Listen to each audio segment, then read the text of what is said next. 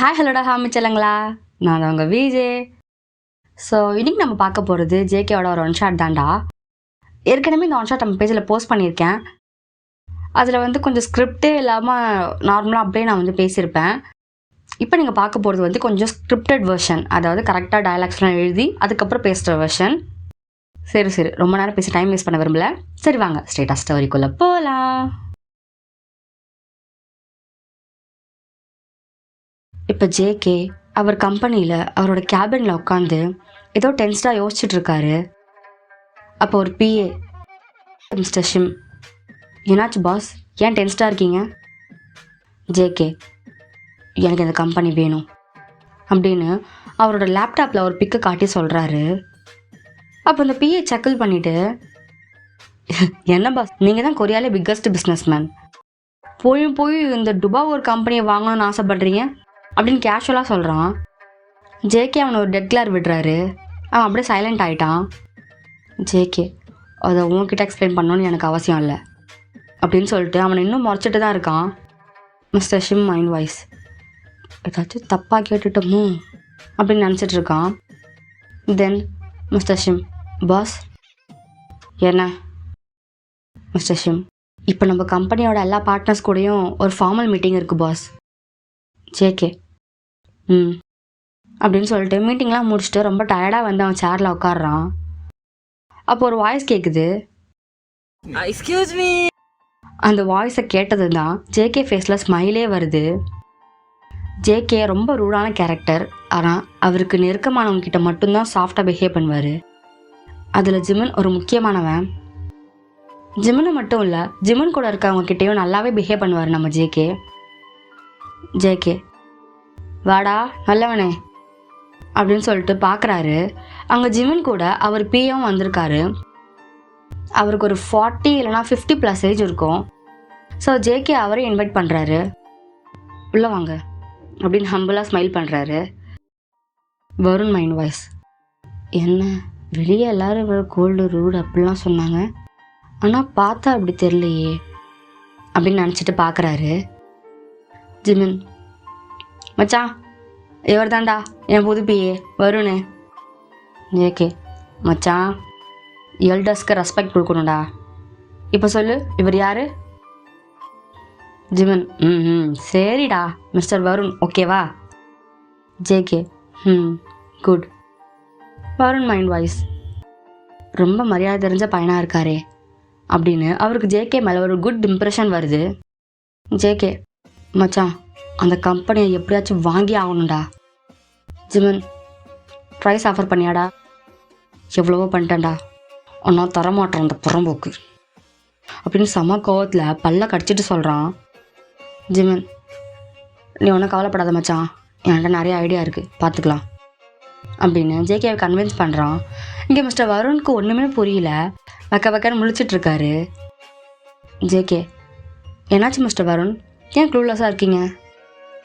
ஜிமன், sorry மச்சான், நான் அவர்கிட்ட சொல்ல மறந்துட்டேன். ஜேகே, சரி விடு, நானே சொல்லிக்கிறேன் அப்படின்னு அவரோட லைஃப்பை பற்றி சொல்கிறாரு. அவர் ஸ்கூல் டேஸ்லலாம் ரொம்ப ஸ்வீட்டாக கைண்டாக கிளாஸஸோட நியர்ட் மாதிரி இருப்பார். அவர் லைஃப் ரொம்ப ஹாப்பியாக போயிட்டு இருந்தது. அப்போ தான் அவர் 9th ஸ்டாண்டர்ட் படிக்கும் போது அவரோட பேரண்ட்ஸ்க்கு ஆக்சிடெண்ட் ஆகிடுது. ஆனால் அது நிஜமான ஆக்சிடெண்ட்டே இல்லை. ஜேகே பேரண்ட்ஸோட கம்பெனி அப்போ லீடிங்கில் போயிட்டு இருந்ததால் அவங்கள பிளான் பண்ணி கொலை பண்ணிவிட்டு அந்த கம்பெனியை அவங்களுக்கு சொந்தமாக்கிட்டாங்க. அதுலேருந்து ஜேகே ரொம்ப ப்ரோக் ஆகிட்டாரு. அவரை ஒரு ஆர்ஃபனேஜில் சேர்த்துட்றாங்க. அங்கேருந்து நல்லா படித்து அவரோட சொந்த உழைப்பில் இப்போ இந்த நிலைமைக்கு வந்திருக்காரு.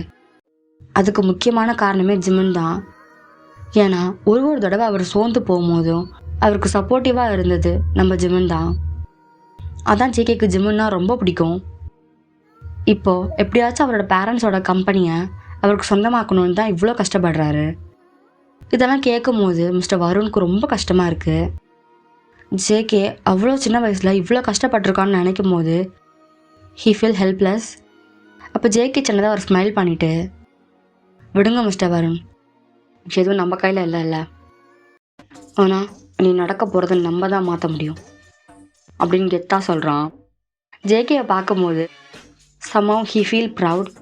தென் கொஞ்ச நேரம் பிளான்லாம் பற்றி பேசிட்டு ஜேகே நைஸாக ஜிம்மின்ட்ட போய், மச்சான் அவளை எங்கேயாச்சும் பார்த்தியாடா அப்படின்னு தயங்கிட்டே கேட்குறான்.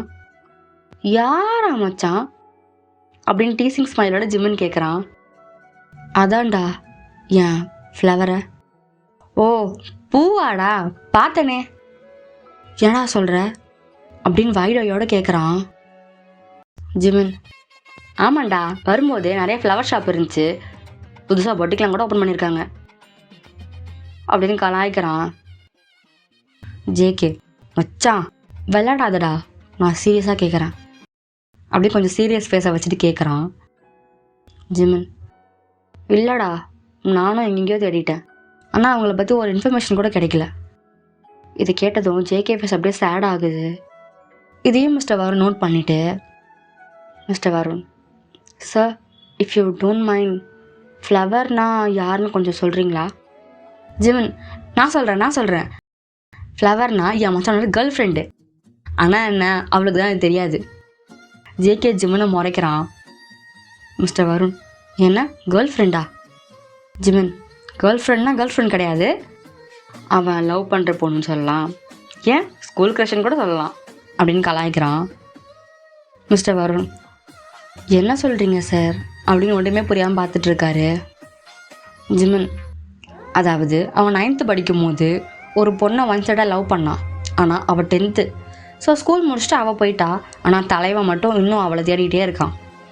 அந்த மேடம் மட்டும் அவன் கையில் மாட்டினாங்க அப்படின்னு ஜிமின் சொல்லி முடிக்கிறதுக்குள்ள ஜேகே, அவளை எங்கேயும் போக விடாமல் என் ஹார்ட்டோட சேர்த்து அணைச்சி பிடிச்சிப்பேன் அப்படின்னு அவன் ஹார்ட்டில் கை வச்சு லவ்வோட சொல்கிறான்.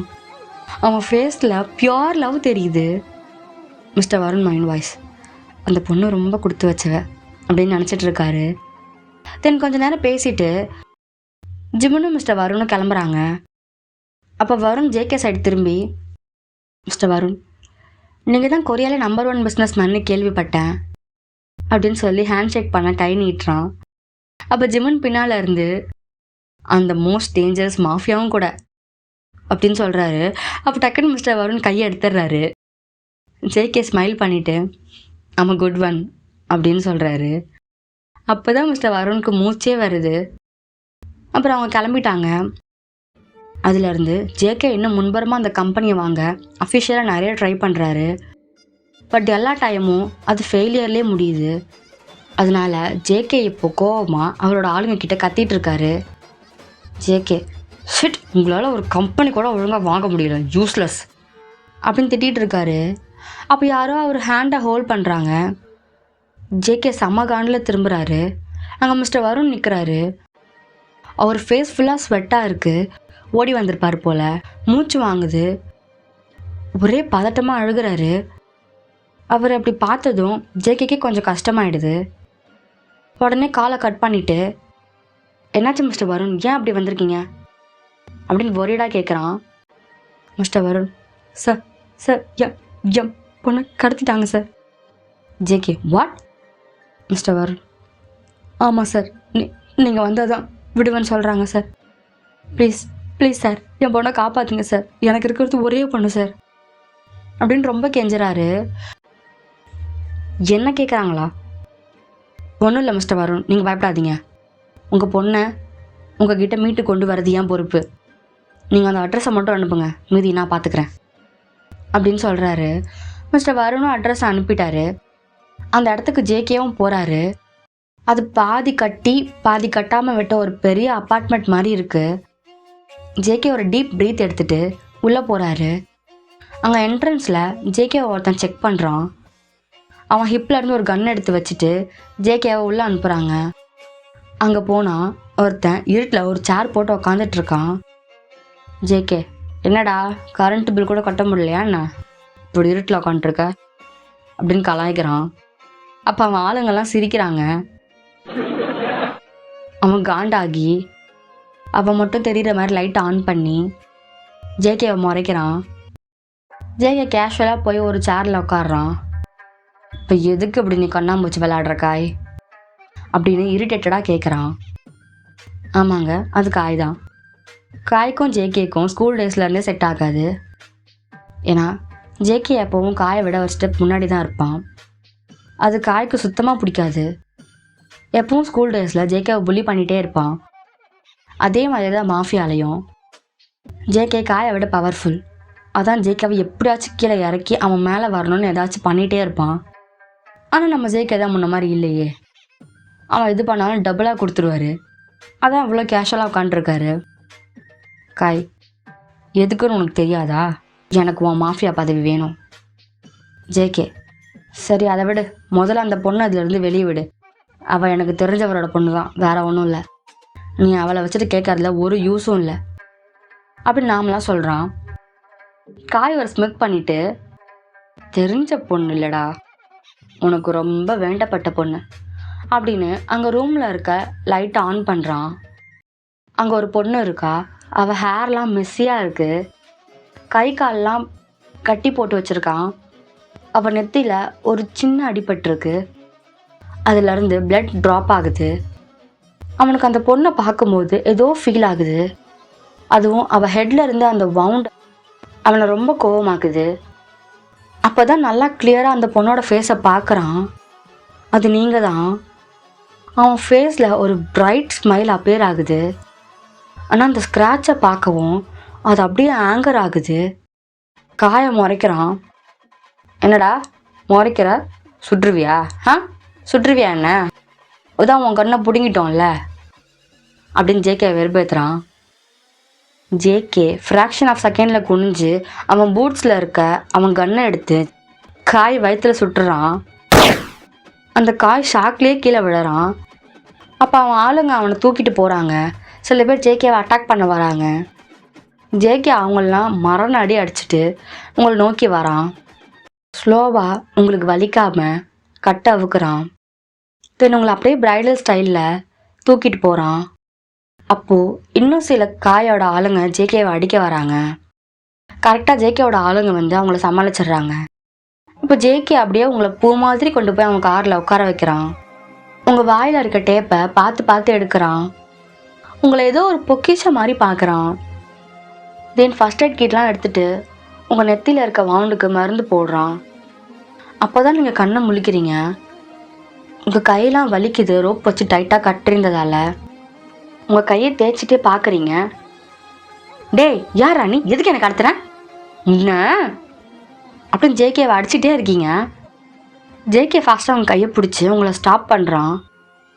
நீங்கள் ஜேகேவே பார்க்குறீங்க. அவன் மாஸ்க் போட்டிருக்கிறதால அவன் கண்ணு மட்டும்தான் உங்களுக்கு தெரியுது. ஓய் மேடம், உங்களை காப்பாற்றினதே நான் தான். அப்போ தான் நீங்கள் கொஞ்சம் ரிலாக்ஸ் ஆகுறீங்க. ஜேகே இடம் கையை பிடிச்சிட்டே தான் இருக்காரு. நீங்கள் அவர் கையை தள்ளி விடுறீங்க. ஆனால் ஜேகே கண்ணு உங்கள் கண்ணை மட்டும்தான் பார்க்குது. நீங்கள் பேக் சைடில் இருக்கீங்க. ஜேகே ஃப்ரண்ட் சைடில் உங்களை பார்த்த மாதிரி உட்காந்துருக்காரு. இப்போ எதுக்கு நீ பல்படை விளம்பரத்தில் மாதிரி ஈன்னு இழிச்சிட்டு இருக்க அப்படின்னு ஐப்ரோ ரைஸ் பண்ணி கேட்குறீங்க. ஜேகே, நான் தான் மாஸ்க் போட்டுக்கணே, அப்புறம் எப்படி உனக்கு நான் சிரிக்கிறதுன்னு தெரியும்? உன் கண்ணே கதை பேசுதே அப்படின்னு சொல்லவும் ஜேகே ப்ளஷ் பண்ணுறான். தென் நீங்கள் காரில் இருந்து இறங்க பார்க்குறீங்க. ஜேகே, எங்கே போகிற? நீ சிரிச்சிட்டே இரு, நான் என் வீட்டுக்கு போகிறேன் அப்படின்னு சொல்லிட்டு டோர் ஓப்பன் பண்ண போகிறீங்க. ஏய் இரு நானே அவனை ட்ராப் பண்ணுறேன் அப்படின்னு காரை ஸ்டார்ட் பண்ணுறான். அந்த ரைட் ஃபுல்லாக ஜேகே அவங்கள பார்த்துட்டே ஓட்டுறான். நீங்கள் அவனை முறைச்சிட்டே வரீங்க. தென் உங்கள் வீடு வந்ததும் நீங்கள் இறங்கி அங்கே வெளியே பதட்டமாக இருக்க உங்கள் அப்பாவை போய் ஹக் பண்ணுறீங்க. உங்கள் அப்பா உங்களை உள்ள தள்ளிட்டு ஜேகேட்ட போய், ரொம்ப தேங்க்ஸ் சார், என் பொண்ணை சொன்ன மாதிரியே காப்பாற்றிட்டீங்க அப்படின்னு பேசிகிட்டு இருக்காரு. ஜேகே உங்களை பார்த்து ஸ்மைல் பண்ணிவிட்டு, அட இன்னும் என்ன சாரன்லாம் கூப்பிட்ருக்கீங்க, ஜேகேனே கூப்பிடுங்க அப்படின்னு சொல்கிறான். வயன் மைண்ட் வாய்ஸ், ஓ இவன் பேர் ஜேகேவா? Mister Varun, thanks JK. Then JK உங்களை பார்த்துட்டே பேக்கில் போகிறான். உங்கள் அப்பா ஜேகேக்கு தேங்க்ஸ் சொல்ல சொல்கிறாரு. நீங்கள் ஜேகேவை கூப்பிடுறீங்க. ஓய் தம்பி, உன் மாஸ்க்கு கழட்டு. அவனும் கழட்டுறான். மாஸ்க் எல்லாமே நல்லா தான் இருக்க, அப்புறம் என்ன மாஸ்க்லாம்? அதெல்லாம் உனக்கு புரியாது அப்படின்னு சொல்லிட்டு போகிறான். நீ சிரிச்சா அழகாக தான் இருக்க, அண்ட் தேங்க்ஸ் அப்படின்னு சொல்கிறீங்க. ஜேகே நீங்கள் சொன்னதை நினச்சி ப்ளஷ் பண்ணிகிட்டே போகிறான். மிஸ்டர் வருண், ஆம் ஐ ஜோக் டு யூ?